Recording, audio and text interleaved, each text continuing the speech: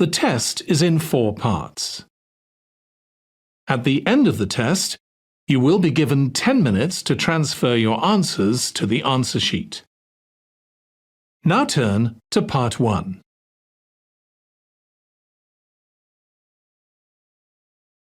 Part 1. You will hear a man telephoning a library to find out about joining. First, you have some time to look at questions 1 to 5.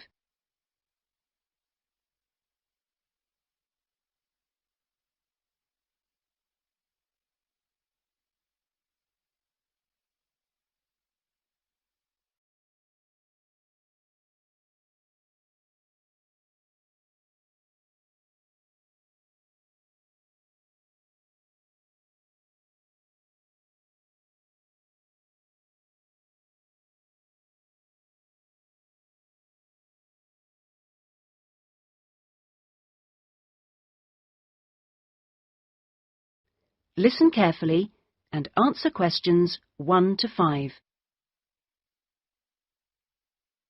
Good morning, North College Library. How can I help you? I was wondering if it was possible to join the library. Are you a student at North College? No, I'm not, but someone told me it was possible to join even if I wasn't. That's right, it is. Are you over 18? That's our minimum joining age. Yes, I am. That's no problem then. Could you tell me what I have to do to join? Well, you'll need to come into the library and fill out some forms. You'll also need to bring 2 passport photos with you. We also need 2 documents for ID, so a driving license would be fine. I've got that. And what else? A credit card? No, it needs to have your address on it. Shall I bring a bank statement? Would that do? That'll be fine. Good. Does it cost anything to join? Well, it's free for students here, but otherwise it's £125 per year, or £25 if you've got a current student card from another college. I was at Westerly College until last year, but now I've got a job at Jefferson Steel Factory. It's more expensive than I thought. My local library is free. But you'll find they don't have the range of reference books or facilities which we buy for our students. That's why you have to pay to be an external member. I see. How many books can I borrow? We allow 12 items borrowed at any one time if you're a student, and that includes CDs, DVDs and videos. However, it's only 8 items for members of the public. Fine. And how long can I have them for? Well, you can have both fiction and reference books for 4 weeks, which isn't bad, really. And what happens if I return them late? Like all libraries, there's a fine system in place. The minimum fine is £1.50, but it can be much higher for some items, up to £5 per week. We'll give you a booklet with all the details when you join. You can always renew items, if they're not required by anyone else, by telephoning or logging onto our website. Before you hear the rest of the telephone call, you have some time to look at questions 6 to 10.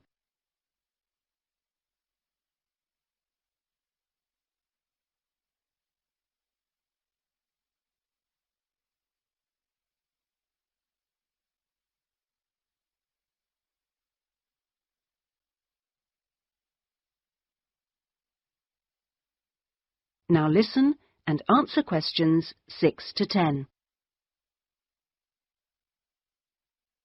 What about the computers? Can I use them free of charge?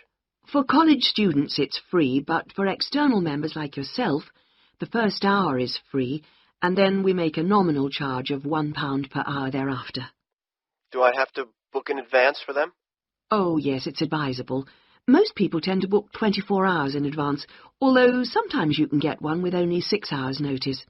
However, the earliest you can book a computer is 48 hours before you need it, and you can only book 1 hour at a time. If no one else has booked the computer out, then you may be able to have another hour if you want.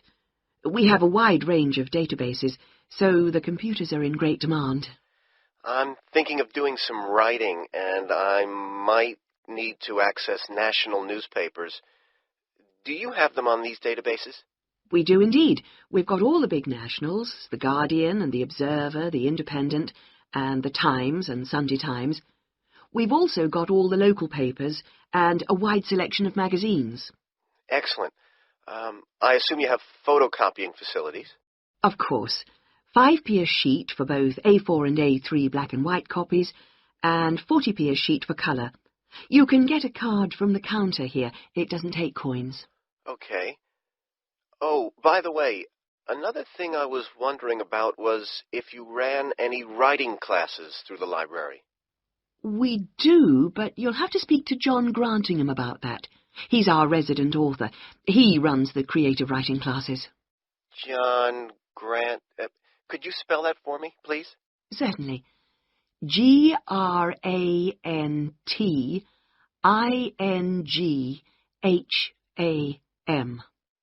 Are the classes here at the library? Yes, he's here on Thursday evenings. Oh, no, sorry, Friday. He's just changed it. You can contact him by emailing the library. Okay. Right. Well, that's about all I need to know. Thank you. I'll be along later this week to join. Thanks. Bye.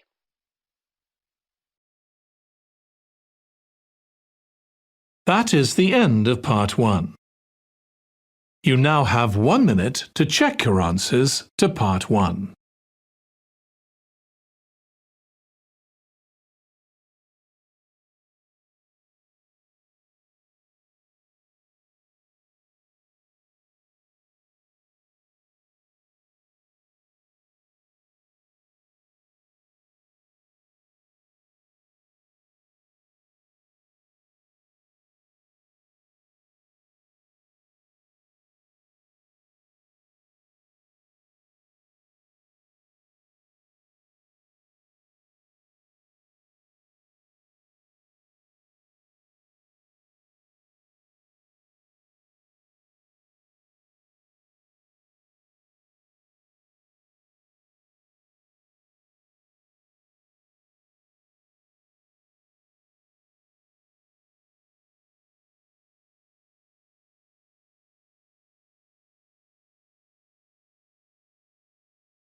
Part 2. You will hear a man called Dan Pearman talking on the radio about Pedal Power, a UK charity which sends bicycles to people in developing countries. First, you have some time to look at questions 11 to 15.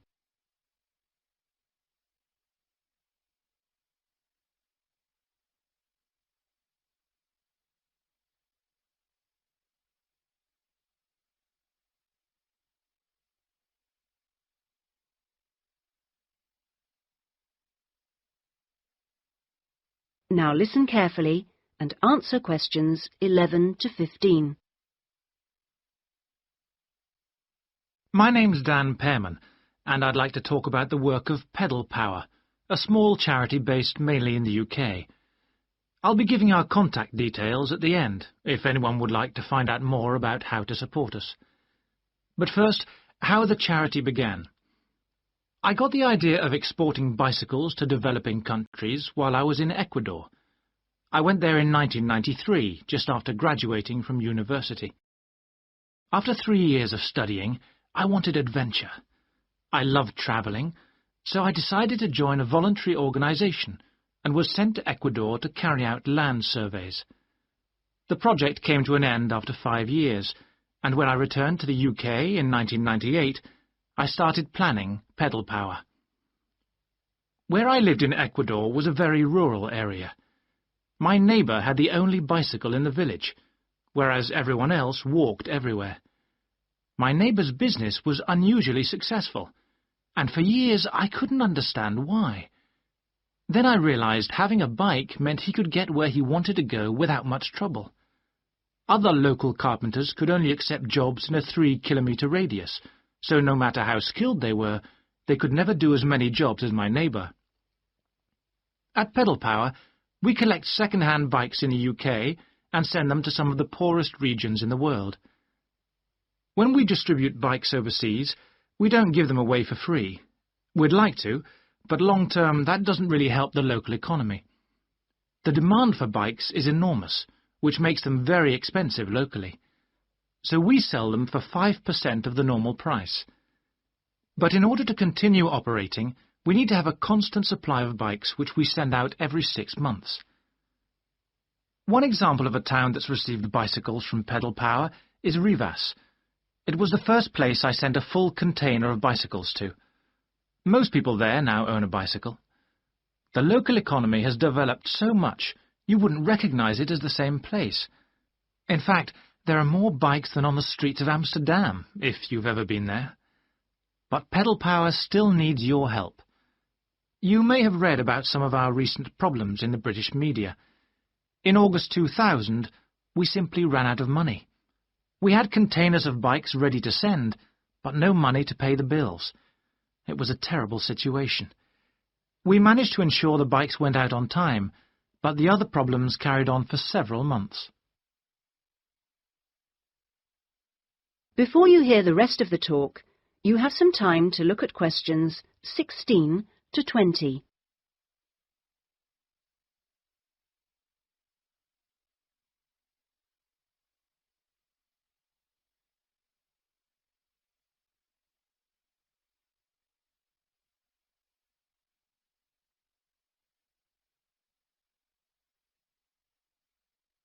Now listen and answer questions 16 to 20.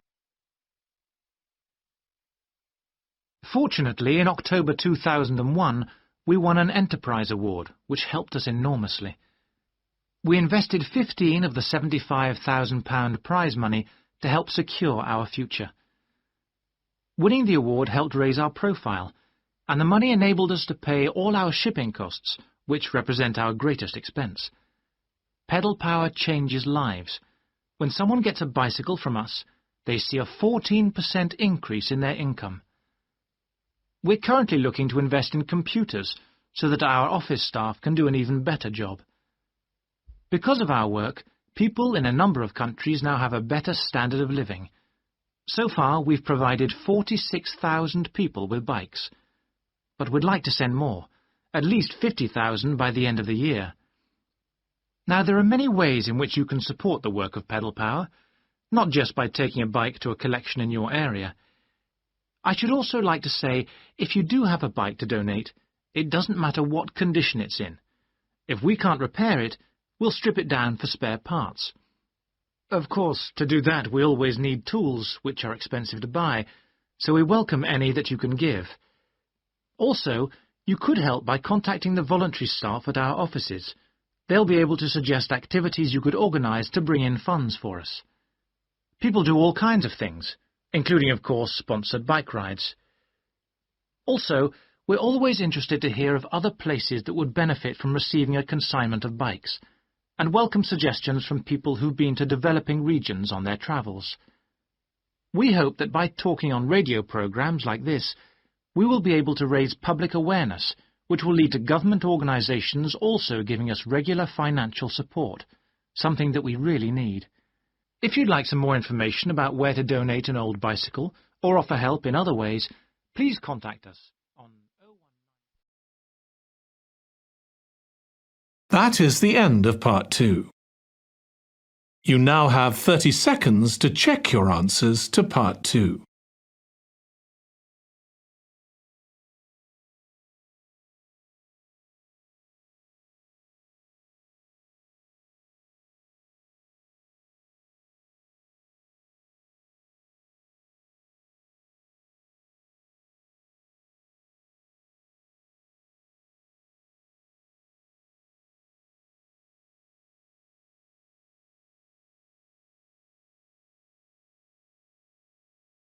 Part 3.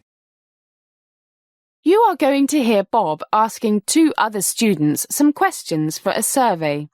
First, listen to the first part of the conversation and answer questions 21 to 25. You now have some time to read questions 21 to 25.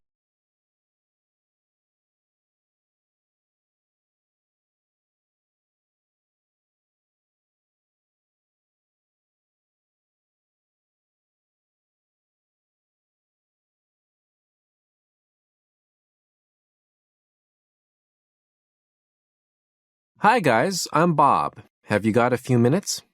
Sure, but what's up? Nothing much, but I've got to do a survey for my sociology class. It'd be great if you could help me out.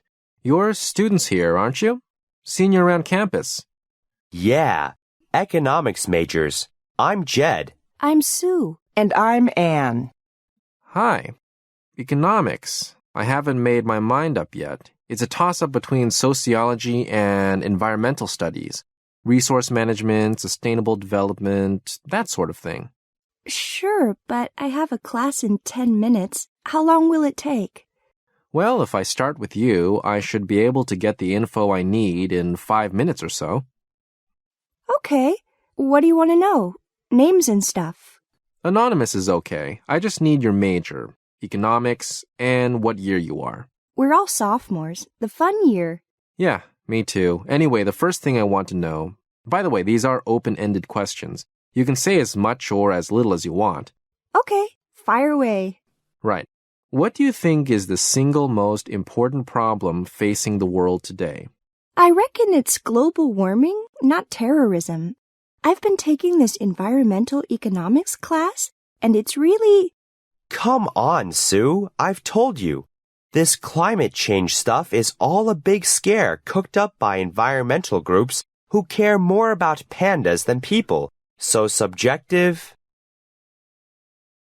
As the conversation continues, please answer questions 26 to 30. You now have some time to read questions 26 to 30.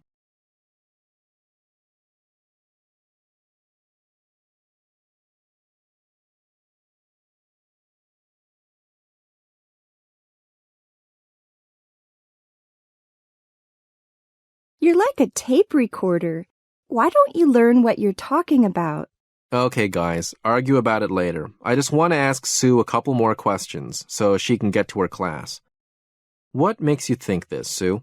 Well, if you read about, just check on the internet. There's tons of information. But just look at the effects of rising temperatures on agriculture. For every degree rise in temperature above 30 degrees, there's something like a 10% drop in crop yields. So that's your main reason for... It's one of them. Sea levels could rise a meter or more by the end of the century. Think what that will mean for the billions of people who live in low-lying areas. And thousands of species could go extinct because they couldn't adapt quickly enough. I told you she cares more about pandas than people. Jed, she mentioned all those billions of people in low places. And don't forget all the farmland that will be ruined by saltwater intrusion. You know, replacing fresh underground water. I've got to go. Why don't you see what Bob has to say? All he worries about is stock market trends. But we love you, Jed. Must go. See you. Thanks. See you. So what's your major worry, Jed? Sue kind of said it.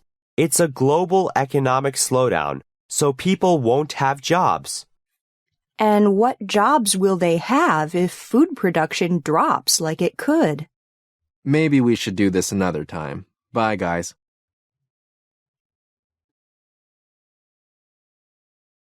That is the end of part 3. You now have 30 seconds to check your answers to part 3.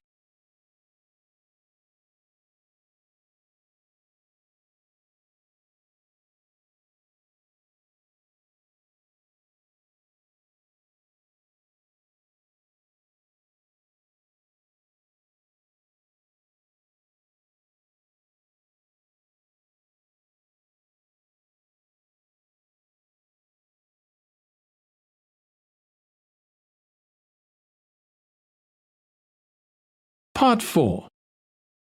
You are going to hear a talk about Oxford and Cambridge universities. You now have some time to read questions 31 to 40.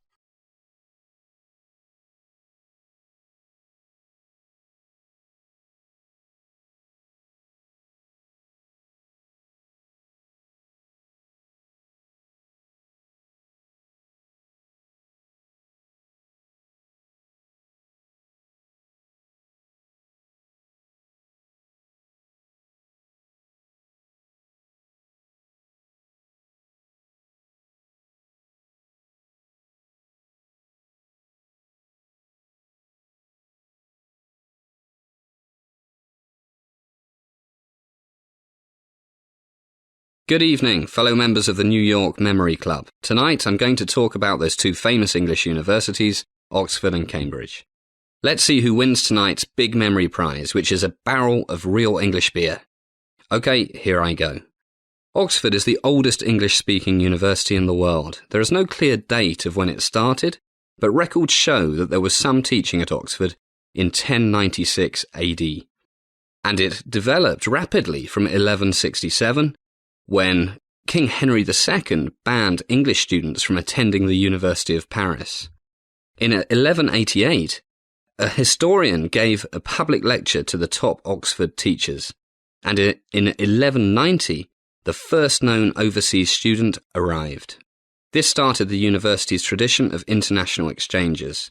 In 1231, the masters, meaning the teachers, were recognised as a universitas, which is Latin for something like a corporation. In the 13th century, conflict between town and gown, meaning ordinary townspeople and students, the students wore gowns, accelerated the establishment of halls of residence like dormitories. This led to the Oxford colleges, of which University, Balliol and Merton colleges, established between 1249 and 1264, are the oldest. Less than a century later, Oxford was the most famous centre of learning in the world. It soon became a centre for religious and political disputes.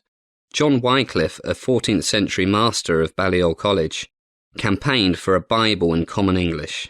The pro-Latin leaders of the Catholic Church in Rome were very angry over this, and even more angry when, in 1530, King Henry VIII forced Oxford University to accept his divorce from Catherine of Aragon. In the late 17th century, the Oxford philosopher John Locke, suspected of treason, was forced to leave England. The 18th century was an age of scientific discovery and religious revival. For example, a geometry professor at Oxford, Edmund Halley, successfully predicted the return of the comet that was named after him. I don't have enough time to tell you much more about Oxford University, but I must tell you that from 1878, academic halls were established for women.